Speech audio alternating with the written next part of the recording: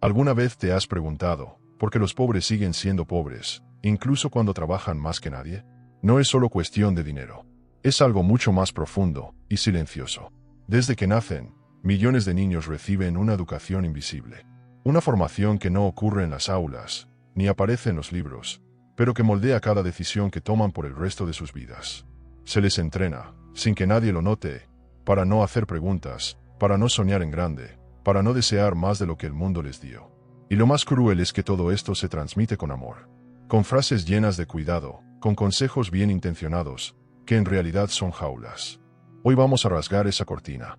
Vamos a mirar de frente cómo se construye, desde la infancia, una mentalidad diseñada para que los pobres acepten su lugar y lo defiendan con honor. Y si te quedas hasta el punto número 8, vas a comprender cómo romper esa programación. De cómo dejar de repetir una historia que nunca elegiste escribir. Ya que, esto no va solo de pobreza económica. Va de algo más profundo, la pobreza mental y emocional, que se hereda como si fuera una virtud. Primero, la obediencia antes que la curiosidad. Desde muy pequeños, los niños pobres aprenden una lección que nadie les enseña con palabras, pero que queda grabada como una orden silenciosa. Calla. Deja de preguntar tanto, no seas impertinente, obedece y punto. Lo que en otros hogares se celebra como curiosidad, en los barrios humildes suele verse como una amenaza. Preguntar incomoda. Pensar diferente es peligroso. Dudar es una falta de respeto. No es que los padres no quieran lo mejor. Es que ellos mismos fueron entrenados así. Heredaron una idea deformada de la educación. Portarse bien es más importante que comprender. Y obedecer es mejor que pensar. Así, el niño que podría convertirse en inventor, en artista, en líder, termina domesticado. Aprende rápido que lo mejor es no destacar, no insistir, no molestar. Que lo correcto es portarse bien, quedarse quieto y seguir instrucciones. La escuela, muchas veces, refuerza ese mensaje. El que memoriza sin entender, aprueba.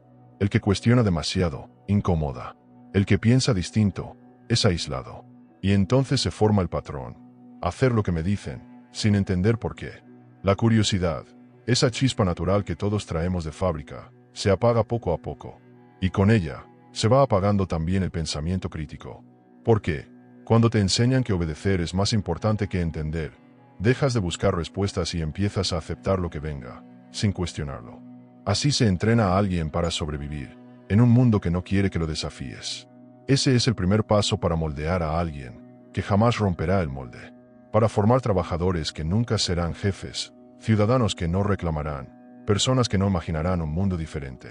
Y lo más doloroso es que este entrenamiento empieza con ternura, con miedo, con frases como hazme caso, es por tu bien, así no vas a tener problemas, mejor quédate quieto. Pero lo que realmente están diciendo es, no molestes al sistema, aprende a encajar. Porque si no puedes preguntar, tampoco podrás soñar. Y si no sueñas, entonces ya estás listo para aceptar la vida que te tocó, aunque no sea la que tanto mereces. Segundo, el miedo disfrazado de humildad. Mejor poco pero seguro. No sueñes tan alto, que la caída duele más. Sé agradecido con lo que tienes, otros no tienen nada. A simple vista, suenan a consejos llenos de sabiduría. Pero si los miras con atención, son frases tejidas con miedo. Un miedo que ha pasado de generación en generación, disfrazado de humildad. Los padres no lo hacen por maldad. Lo hacen porque el mundo les enseñó a golpes que soñar era peligroso, que intentar sobresalir era una forma de buscar el fracaso, que aspirar a más era tentar al destino. Así, por amor, terminan sembrando límites. Te dicen que no vueles tan alto, no porque no quieran verte feliz, sino porque ellos mismos aprendieron que volar es arriesgado. Y cuando uno ha vivido con el viento en contra, empieza a creer que el suelo es un lugar seguro. El problema es que ese cuidado se convierte en una cárcel. Una cárcel con rejas invisibles, hechas de frases que suenan nobles, pero que en realidad te están enseñando a conformarte con poco. Porque en ese contexto, resignarse es visto como madurez. Y soñar, como una falta de humildad. Te dicen que ambicionar es ser egoísta. Que querer una vida mejor es creerse superior. Que quien busca cambiar las cosas, se está olvidando de dónde viene. Así se instala una trampa emocional. Si luchas por algo grande, parece que estás traicionando a los tuyos. Pero si te quedas donde estás, ganas aplausos, por no incomodar. Y entonces, la humildad deja de ser una virtud, y se convierte en una excusa. Una excusa para no crecer, para no probar, para no avanzar. La verdadera humildad no consiste en vivir con poco por miedo, sino en vivir con propósito, sin olvidar quién eres. Pero lo que se enseña, muchas veces, es otra cosa, una obediencia disfrazada de gratitud. Y así creces creyendo que desear más es pecado, que avanzar es egoísta, y que soñar alto es faltar al respeto a quienes no pudieron. Pero no es así. Soñar no es una ofensa, es un acto de coraje. Y en un mundo que entrena a los pobres para conformarse, atreverse a soñar, es el primer acto de libertad. Si te está gustando este contenido, asegúrate de darle like y no olvides suscribirte. Tercero, la escuela como fábrica de obediencia. Desde fuera, la escuela parece un lugar de oportunidades. Una promesa, un ascensor social. Pero para millones de niños pobres, la realidad es muy distinta. La escuela no los libera, los domestica. En las zonas más vulnerables, el sistema educativo no está diseñado para expandir la mente, sino para controlar el cuerpo. No se enseña a pensar, se enseña a repetir. No se impulsa la creatividad, se exige obediencia. El niño que memoriza sin entender es premiado. El que cuestiona, el que piensa diferente, el que se sale del molde, es corregido, señalado o castigado. Y no solo por el sistema, muchas veces también por sus propios compañeros, que ya aprendieron a temer al que rompe el guión. Porque ahí no se forma talento, se forma sumisión. Las aulas están sobrepobladas. Los maestros, agotados. Los libros, viejos o inexistentes. Pero más grave que la falta de recursos, es la falta de fe. No se espera nada grande de esos niños. Y cuando nadie espera nada de ti, aprendes a no esperar nada de ti mismo. Entonces, ¿qué tipo de futuro se construye ahí? Uno que prepara a los alumnos no para transformar el mundo, sino para encajar en él, sin hacer ruido. No para crear, sino para cumplir. No para brillar, sino para soportar. La escuela, que debería ser el lugar donde se encienden las preguntas, se convierte en una fábrica de obediencia. Una línea de montaje donde se pule el comportamiento, pero se castiga el pensamiento. Louis Althusser, filósofo francés, lo advirtió con crudeza. Las instituciones pueden actuar como brazos del sistema para reproducir el orden social. Y en muchas escuelas pobres, eso es exactamente lo que ocurre. El estudiante egresa sabiendo portarse bien, pero sin saber defender sus ideas. Con un título, pero sin herramientas reales para cambiar su destino. Lo entrenaron no para ser libre, sino para aceptar su lugar. Y lo más duro es que sale creyendo que eso fue educación. Pero no lo fue. Fue solo entrenamiento. Entrenamiento para trabajar mucho, exigir poco, y nunca incomodar. Cuarto, el entorno que castiga al que sueña. En muchos barrios humildes, no hace falta que alguien te diga que no puedes soñar. Te lo hace saber el ambiente. Las miradas. Los silencios. Las burlas disfrazadas de bromas. El niño que quiere leer más de la cuenta, que hace preguntas incómodas, que dice que algún día va a ser doctor, escritor o empresario. Rápidamente es bautizado con palabras que pesan, creído, raro, el que se cree más que los demás. No importa si su intención es genuina. El simple hecho de salirse del molde, de hablar distinto, de tener otros sueños, ya lo convierte en un blanco. Porque en entornos marcados por la escasez, el que sueña es una amenaza. No porque sea malo, sino porque representa una posibilidad que los demás ya enterraron. Y ver a alguien intentarlo, despierta una incomodidad que muchos prefieren callar atacando. La comunidad, aunque no lo diga, siente que si uno se escapa, los demás quedarán expuestos. Expulsan simbólicamente a quien parece traicionar el pacto silencioso. Aquí todos nos conformamos. No seas tú el que rompa eso. Y así, el entorno que debería ser refugio, termina siendo un obstáculo. Un lugar donde el miedo se disfraza de consejo, y el conformismo, de sabiduría. Y lo más triste es que eso funciona, porque el ser humano necesita pertenecer. Y cuando soñar significa quedarse solo, muchos prefieren esconder sus aspiraciones, para no ser rechazados. Así que ese niño, esa niña, empieza a bajar el volumen de sus sueños. Empieza a hablar menos de lo que quiere. Empieza a encogerse, a adaptarse, a no molestar. No porque no pueda llegar lejos, sino porque nadie le dijo que era válido hacerlo. En esos entornos, destacar puede doler más que fracasar. Y a veces, sobrevivir emocionalmente, significa renunciar a lo que te hace único. Ese es uno de los peores efectos de la pobreza. No solo limita lo que puedes tener, también limita lo que te atreves a desear. Quinto, el consumo como anestesia emocional. Cuando a una persona no se le ofrece dignidad real, se le ofrece espectáculo. Y cuando se crece sin ser visto, sin ser reconocido, sin sentirse importante. El deseo de ser alguien, aunque sea por un instante, se vuelve urgente. Ahí entra el consumo. Ropa de marca, teléfonos caros, autos financiados en cuotas impagables. No son lujos, son gritos silenciosos. Son formas desesperadas de decir, mírenme, yo también valgo. En las comunidades más pobres, el consumo no es vanidad, es una súplica de pertenencia. Una forma de llenar ese hueco que dejó la falta de reconocimiento, de afecto, de posibilidades. Y la industria lo sabe. Sabe perfectamente cómo funciona la herida. Sabe que no necesitas tener, con que parezcas tener, es suficiente para sentirte parte. Entonces te ofrecen estatus en cuotas. Autoestima en 24 pagos. Te dicen, tú lo vales, te lo mereces, regálate algo. Pero lo que no te dicen es que lo que te están vendiendo te aleja de la verdadera libertad. Porque ese dinero que podría usarse para invertir, para formarte, para construir algo propio, se va en cosas que no te transforman.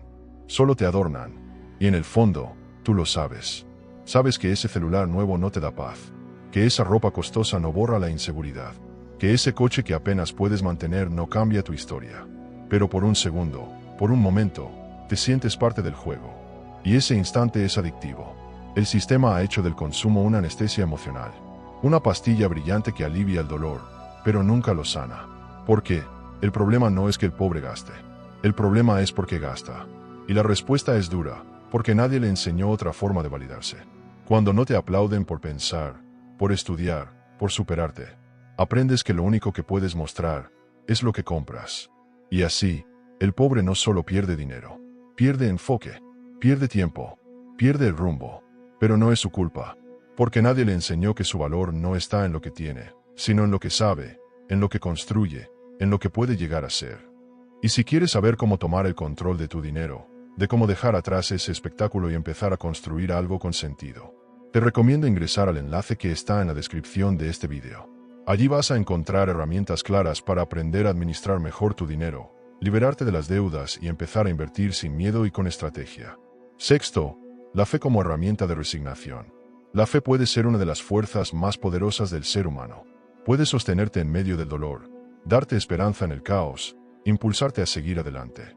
Pero cuando se malinterpreta, también puede convertirse en una jaula invisible. En muchos hogares humildes, la fe no se vive como una conexión profunda, sino como un escape, un refugio que, en lugar de inspirar transformación, enseña resignación. Desde niños se escuchan frases como, aquí sufrimos, pero en el cielo venceremos. Dios te da solo lo que puedes soportar. No cuestiones, Él sabe lo que hace. Y lo que parecía consuelo, se vuelve anestesia. Una forma de callar la indignación natural ante la injusticia. Una manera de aceptar el dolor como si fuera parte del plan divino. Entonces, en lugar de actuar, se aguanta. En lugar de cambiar, se espera. Y en lugar de rebelarse contra lo que duele, se agradece por seguir sufriendo en silencio. La fe deja de ser fuerza interior y se convierte en control emocional. Ya no es una llama que enciende el alma. Es un calmante que adormece la conciencia. ¿Por qué? ¿Cómo vas a exigir algo mejor si crees que Dios te puso ahí por una razón? Pero no es Dios el que quiere que vivas sin opciones. Es el sistema el que se beneficia cuando usas tu espiritualidad para justificar tu dolor. Porque una persona con fe, mal interpretada, nunca se revela. Cree que está siendo probada. Cree que si aguanta lo suficiente, será recompensada. Y mientras tanto, se le escapa la vida. Eso no es espiritualidad. Eso es miedo disfrazado de virtud. La verdadera fe no te adormece. Te despierta. No te resigna. Te impulsa. No te pide que te acostumbres al dolor. Te pide que lo transformes en sentido. Y cuando una comunidad entera es entrenada para sufrir con devoción, entonces la pobreza ya no necesita cadenas, porque tiene templos. Séptimo, la culpa como herencia silenciosa. Hay un momento, casi invisible, en el camino de quien empieza a romper el ciclo. No ocurre cuando compra su primer libro de desarrollo personal, ni cuando entra a la universidad, ni cuando consigue su primer buen trabajo. Ocurre después, cuando algo dentro de él empieza a doler. Y no es miedo, ni cansancio. Es culpa. Una culpa que nadie le enseñó, pero que viene programada. Una voz que susurra. ¿Quién soy yo para tener más que mis padres? ¿Qué van a pensar de mí si empiezo a hablar distinto? ¿Y si me estoy alejando de los míos sin darme cuenta? Es una sensación extraña. Por fuera, estás avanzando. pero por dentro, sientes que estás traicionando a quienes amas. Y esa es una de las trampas más crueles de la pobreza.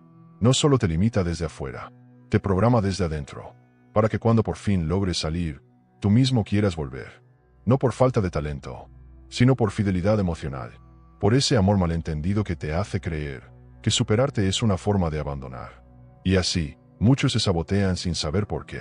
Dejan proyectos a medias, se enredan en relaciones que los frenan, o simplemente se conforman con menos de lo que pueden, solo para no olvidar de dónde vienen. Porque les enseñaron que avanzar sin culpa es sinónimo de egoísmo, y que prosperar sin pedir disculpas es volverse frío. Pero no es verdad. Superarte no es traicionar a nadie. Es demostrar que otra historia es posible. Es romper la cadena para que los que vengan detrás no tengan que arrastrarla también. La culpa, cuando no se reconoce, se convierte en un grillete invisible. Te ata a una identidad que ya no te representa, y te hace pagar un precio emocional por cada paso que das hacia adelante. Pero esa culpa no es tuya. Es una herencia que llevas por amor. Una lealtad a un dolor que no te pertenece. Y el verdadero acto de amor no es quedarte atrás para no incomodar. Es avanzar, para abrir camino. Octavo, el trauma de ser el primero en despertar. Hay algo que nadie te dice cuando decides cambiar tu destino. Cuando te atreves a romper el molde, a cuestionar lo que siempre te dijeron, a imaginar que puedes vivir distinto. Nadie te advierte que ese despertar también es una pérdida. Porque cuando eres el primero en tu familia en abrir los ojos, en hablar un idioma nuevo, el del crecimiento, la conciencia, la transformación, no solo estás avanzando, estás cruzando una frontera emocional que separa lo que fuiste de lo que podrías llegar a ser. Y al otro lado, el terreno es incierto. De pronto, ya no encajas, ni con tu familia, ni con tus amigos de siempre, ni con ese entorno que antes te contenía. Las bromas ya no te hacen reír como antes. Las conversaciones ya no te llenan. Empiezas a sentir que estás en un lugar al que perteneces por historia, pero no por visión. Y eso duele. Duele más de lo que te imaginabas. Porque aunque no lo digan, sientes sus miradas. Sientes que hay un límite invisible que no deberías cruzar. Sientes que mientras tú cambias, ellos esperan que te detengas, para seguir sintiéndose cómodos contigo. Ya no eres el mismo. Te estás alejando. Ahora hablas raro, te expresas distinto, te crees otra cosa. No lo dicen con odio, lo dicen con miedo, porque tu evolución amenaza su equilibrio. Pero eso te pone en una encrucijada cruel. Seguir creciendo, o seguir perteneciendo. Y en medio de esa confusión, descubres otra verdad incómoda.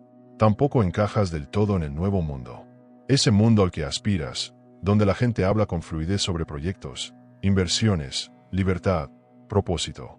Tú llegas con acento de barrio, con cicatrices que no se ven, con inseguridades que no sabes disimular. Y entonces, estás atrapado entre dos mundos. Uno que ya no te representa, y otro que todavía no te acepta. Eso es lo que nadie te contó. Que ser el primero en despertar no es un acto de magia, es un acto de duelo. Una pérdida silenciosa de todo lo que te hizo sentir seguro alguna vez. Pierdes costumbres, pierdes referencias, pierdes códigos compartidos. Pierdes incluso la risa fácil que tenías con los tuyos. Y te preguntas, ¿vale la pena? ¿De qué sirve todo esto si me siento tan solo? Y ahí está el dilema profundo. Muchos no se rinden por falta de talento. Se rinden por el peso emocional de avanzar sin compañía. Por la tristeza de mirar hacia atrás y ver que nadie te sigue. Por el miedo de construir una nueva vida, sin las personas que más amas. Y a veces, inconscientemente, te saboteas. Vuelves a hábitos antiguos. No por incapacidad, sino por culpa. Culpa por cambiar. Culpa por querer más. Culpa por salir del guión. Porque te enseñaron que avanzar era deslealtad.